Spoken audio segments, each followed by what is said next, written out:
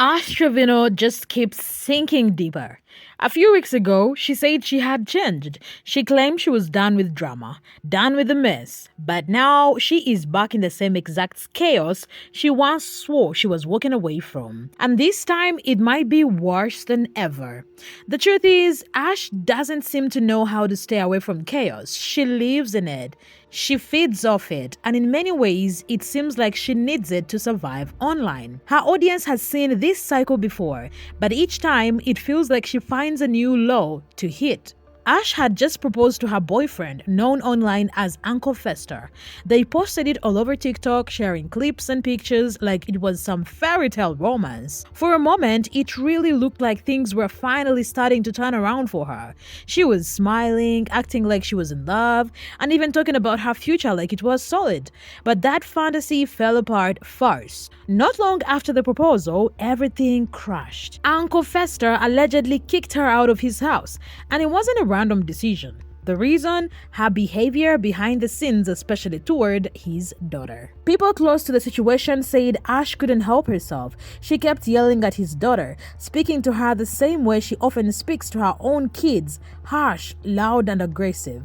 And this wasn't a one-time slip-up. It happened again and again. Viewers who followed Ash for a while have seen that same tone online when she gets frustrated or loses control. Now imagine that energy in a house with someone else's child. Uncle Fester was not having it. My daughter came out there and she was talking to me, and she opened the door and wanted to say hi to Ash, and Ash kind of blew her off, and I'm like, no, you don't do that to my kids. Neither. I mean, and I don't agree with the way she about with her kids or whatever, but that has nothing to do with me, But no, not with my kids. You're not going to do that. And that was the final straw. I'm like, you know what? We drove all the way home. It was an hour and a half drive. Not a word was said. Of course, it was 11:30, 12 o'clock at night. I was half asleep trying to get home.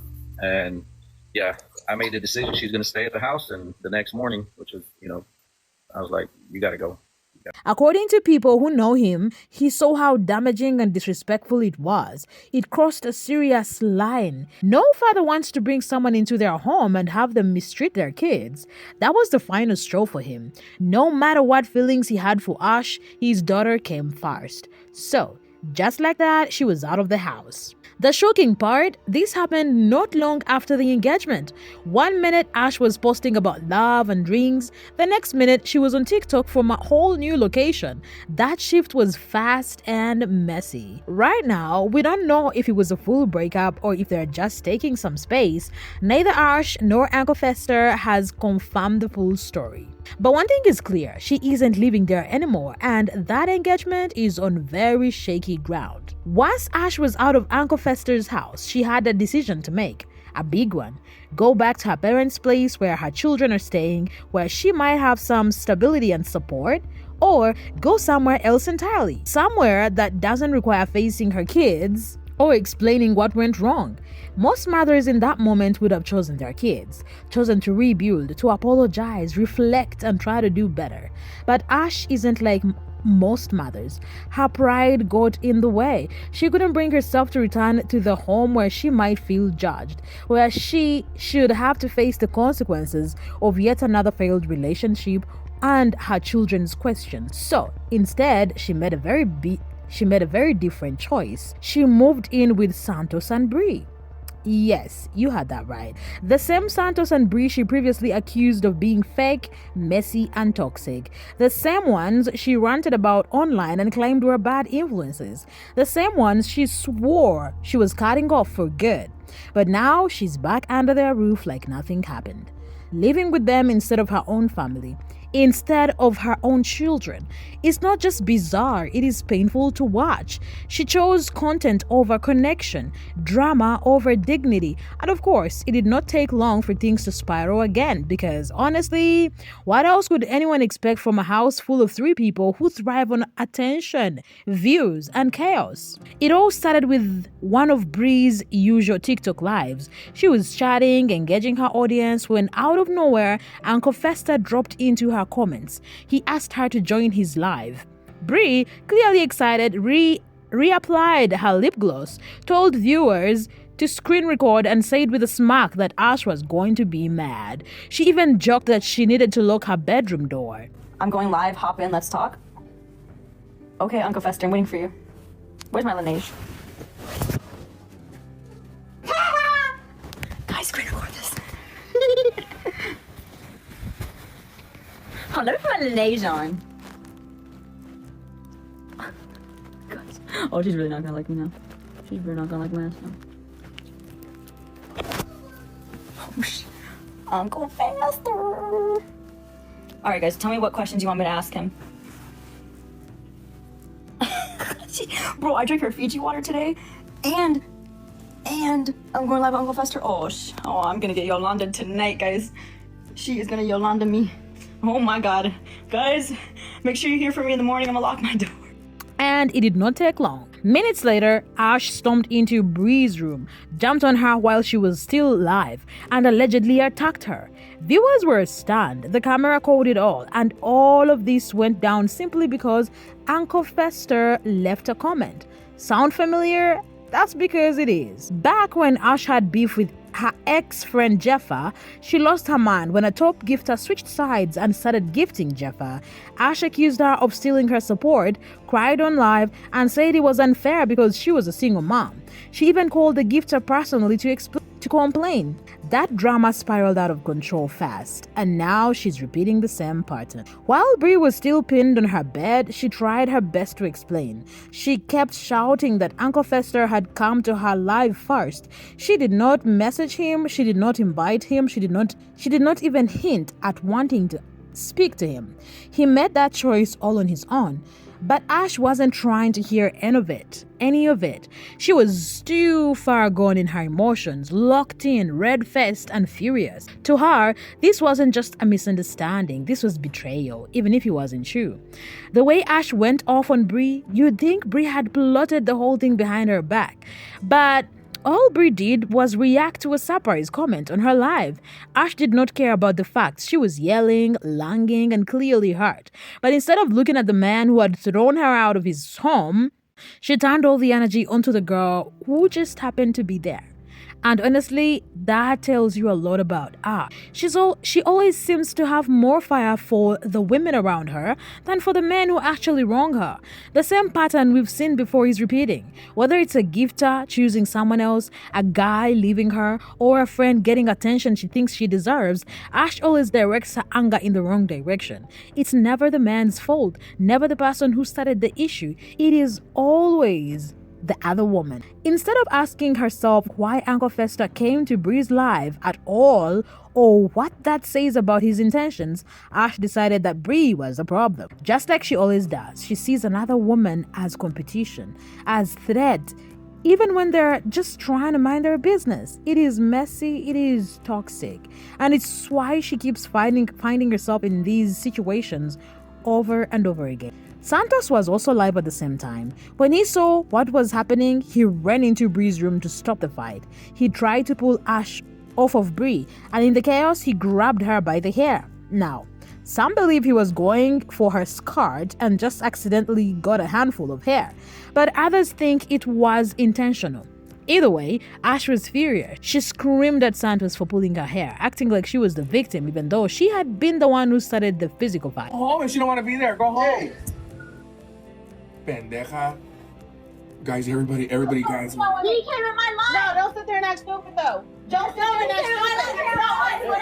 Don't pull me by my hair. Don't pull me by my hair. That's something you're not gonna do. No one pull my hair. You're not gonna pull me by my hair. No, you're not gonna. No, you're not gonna pull me by my hair. Boom! She came out. No, he came in my life. He came in my life. He came in my life. I swear to God. Did he not? He came in my life. And then there was a strange moment when Ash looked straight into the camera.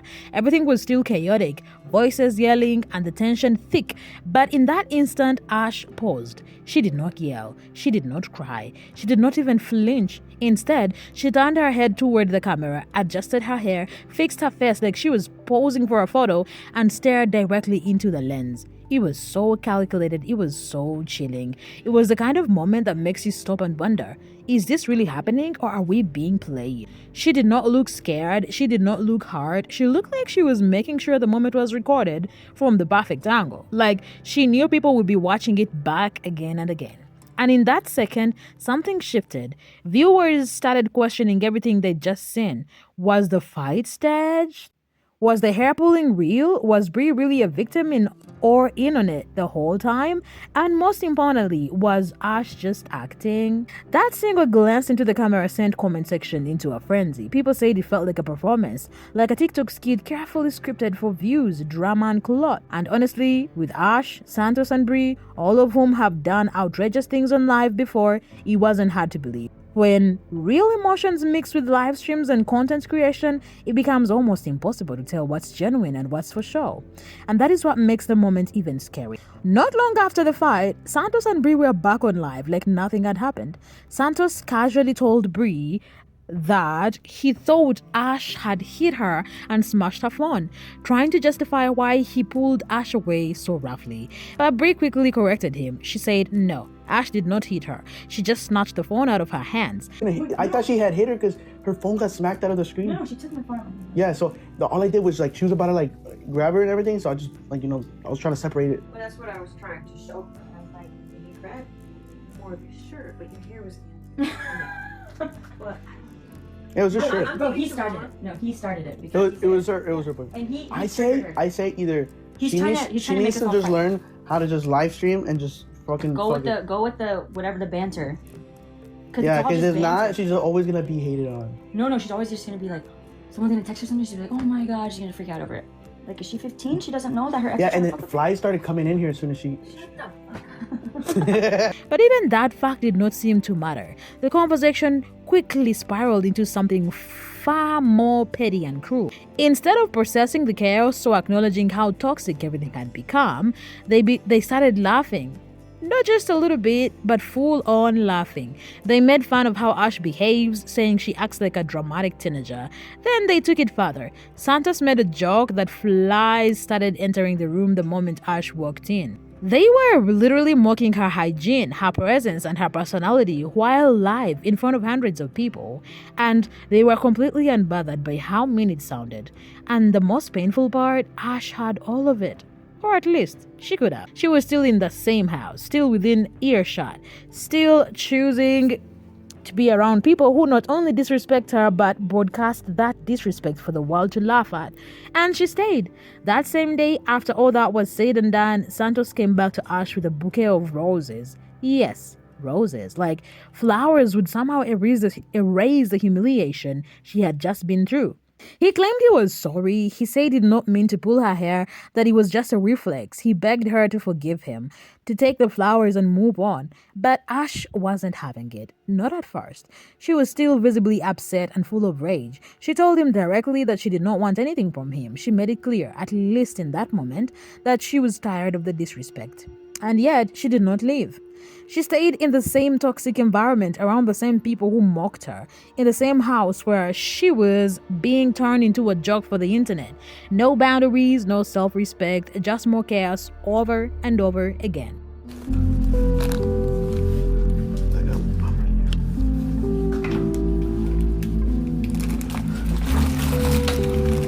Ash, I just want this. Sorry. No, those are not the ones. Ash, No, I'm sorry. No. Please just take them. I'm sorry. Give me a hug. Give me a hug. No. I don't want nothing to do with you. Why not? No.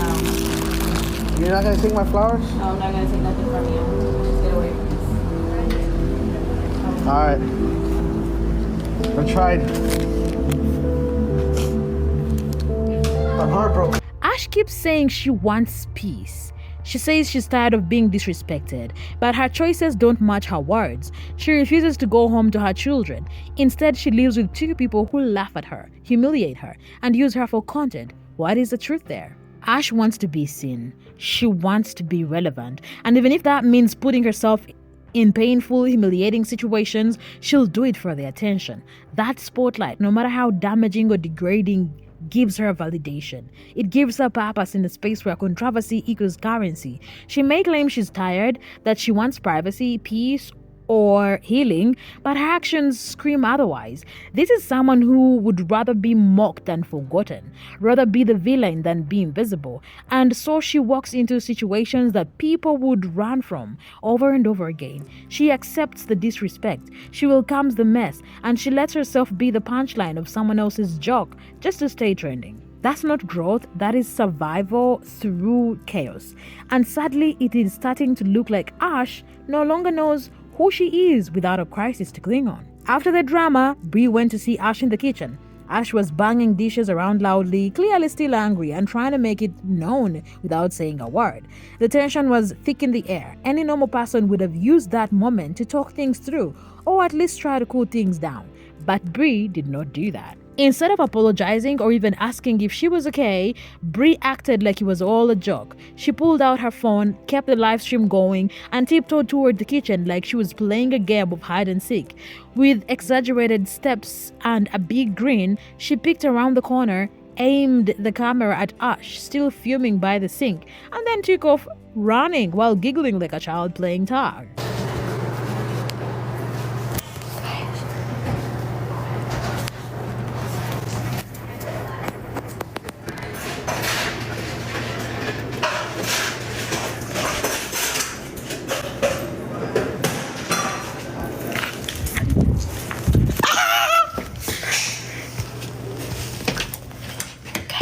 Apologize for him. This wasn't a prank. This wasn't some silly challenge. It was a real argument that had escalated into something physical just hours before. But here was Bree, treating it like a sketch for TikTok content. And Ash, she did not stop her. She did not yell or even tell her to turn the camera off. She played along. She let it happen. Maybe because she did not want to look bad on live, maybe because she was used to it, or maybe deep down she wanted to be a part of it, even if it made her look like a joke. Whatever the reason, that moment said a lot about Bree, about Ash, and about the kind of household they've created together. A place where real emotions don't matter unless they're being broadcasted live for views. Later, Bree and Santos invited creator Macon to go live with them. The three of them seemed completely unbothered by everything that had happened just hours before. Instead of processing the drama or even acknowledging how serious it all looked on camera, they chose to treat it like a comedy show. They replayed the clip of Santos pulling Ash's hair. Yes, the same clip that had caused outrage among viewers, and laughed about it like it was a meme. Machen did not hold back either. He joked that Santos had pulled out the bed bags from Ash's head when he grabbed her. The whole live erupted in laughter. They weren't laughing with Ash, they were laughing at her. It was cruel, humiliating, and very intentional. And it wasn't just a quick laugh. They kept the moment going, giggling and mocking like it was the funniest thing they'd seen all week. What made it worse was Santos's response. Instead of apologizing or defending Ash, even just a little, he brushed it all off. He said it was a reflex, that it wasn't planned, that he just reacted in the moment. But there was no real remorse in his tone, no concern, just another excuse in a long line of dismissive behavior. And Ash, she was still there, still in that house, still listening, still taking it. Even as they made fun of her pain and turned her humiliation into a punchline, she stayed. And that says more than any of them could. Ash once mocked her friend for working a 9-to-5. She thought it was funny when her friend mentioned that her feet were sore after a long shift. She laughed like clocking into a job and being physically tired was some kind of joke. Ash acted like she was above it all, like she had outsmarted the system by choosing TikTok over traditional work. They're like, "Get your lazy ass in."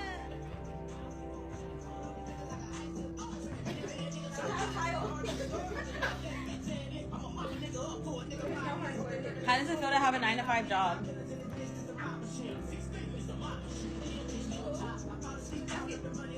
How does it feel to have a 9-to-5 job?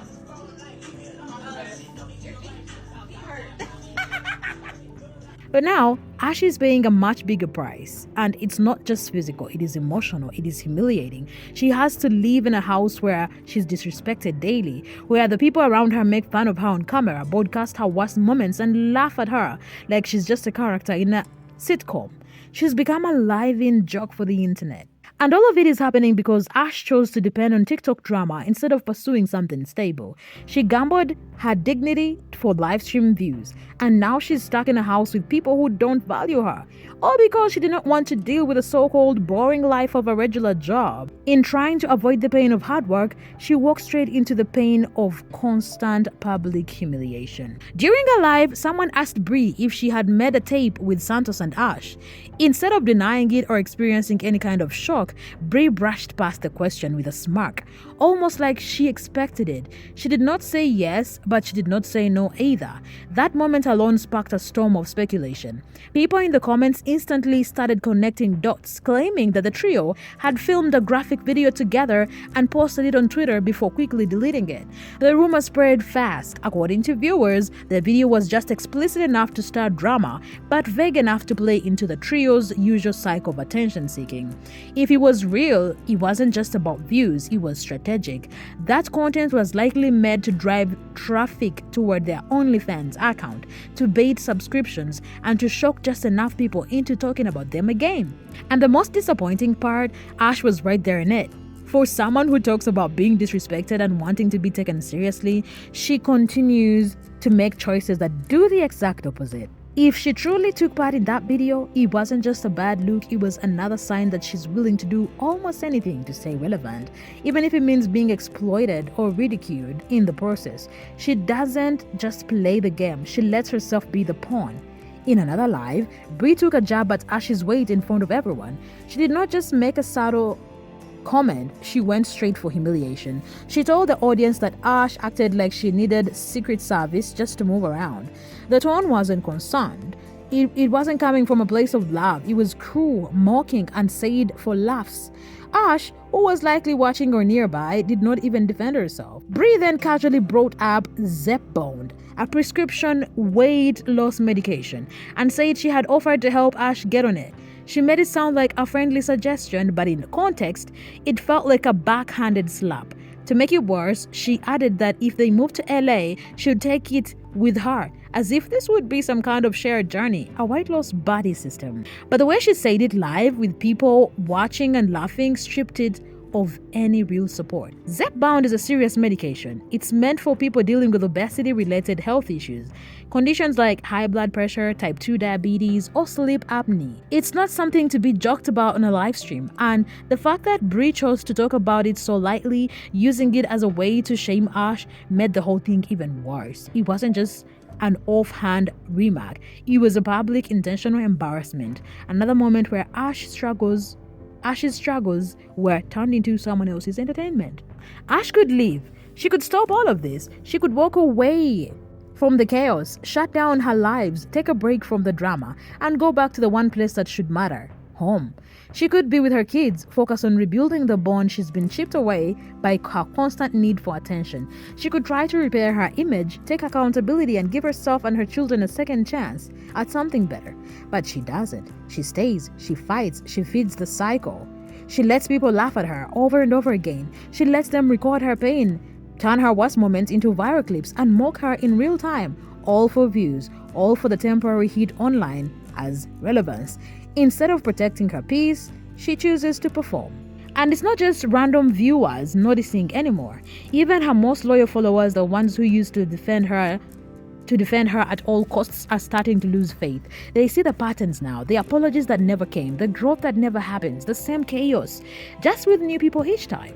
The sympathy, it is gone. People are exhausted. They have watched her self-destruct too many times. And the scariest part, unless Ash makes a real intentional change, and soon there may be no coming back from this, her image, her platform, her relationships, they are all on the edge. And once that last bit of support disappears, she won't be trending, she'll be forgotten. What do you think? Will Ash ever step out of this cycle of drama that seems to consume every part of her life? Will she wake up one day and realize that the people around her are using her pain for content and views? Will she ever look in the mirror and admit that this lifestyle, the live streams, the constant chaos, it is not making her stronger, it is breaking her down piece by piece? Or is this just who she is now? A woman so used to dysfunction that peace feels foreign. A person so tied to the performance that she doesn't know how to exist outside of a live stream. A mom who once said she wanted to do better but keeps choosing clout over connection, attention over authenticity. Let us know your thoughts in the comments below. Do you think Ash has the ability to grow from this, or is she already too deep in the spiral? And don't forget to like and subscribe so you never miss on any update on what happens next. Because one thing's for sure, this story is far from over. And if Ash doesn't change soon, the ending may even be sadder than we think.